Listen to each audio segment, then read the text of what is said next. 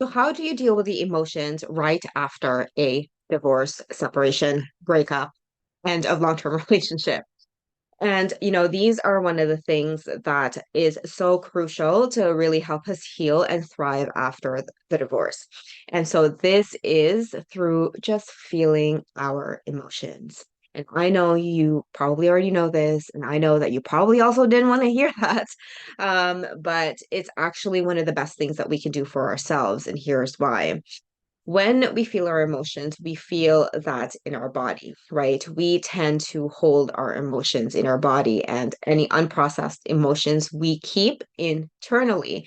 And what that does over time is build up, build up, build up. And our unconscious mind goes, hello, I have some unprocessed stuff here.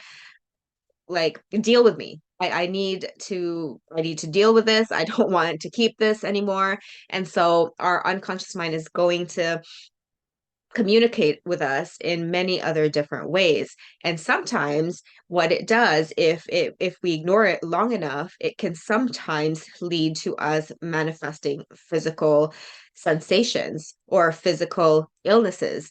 We can be sick either with just the flu that forces us to slow down and rest and allow our minds to heal, or our bodies as well to heal on their own. Or it can come up within skin conditions. This is exactly what happened to me. Any unprocessed anger that I had before came out through eczema in my finger. And so it's really super crucial for us to feel our emotions. And although it's very distressing, what it does for the long term for us is actually very, very beneficial. And I know I used to be that person who also says, well, I don't have time to feel my feelings. I just gotta do. Well, when you're doing stuff with 100-pound weight, that's harder than actually just releasing it and feeling lighter as you continue to do the things, right? And over time, you'll find a method that works best for you. And it won't take you that long, especially if you're maintaining it. I mean, we've all done this, right? When we start a habit, at first it feels very difficult. It takes us a long time. And with time, it like we don't even think about it. We just do it. And, I've gotten to that place now where, for the most part, I have been listening to myself and my intuition when it's time to feel those damn feelings.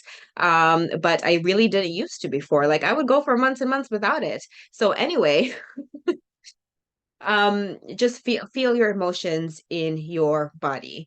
And although it might be distressing, but just focusing your attention on them, without judging ourselves, without making it mean anything other than we're feeling some sort of emotion, is really the best thing that we can do. Because when we start judging, once we start being an asshole to ourselves, once we start making things mean about ourselves, like for example, you feel anger, so then you're a shit person.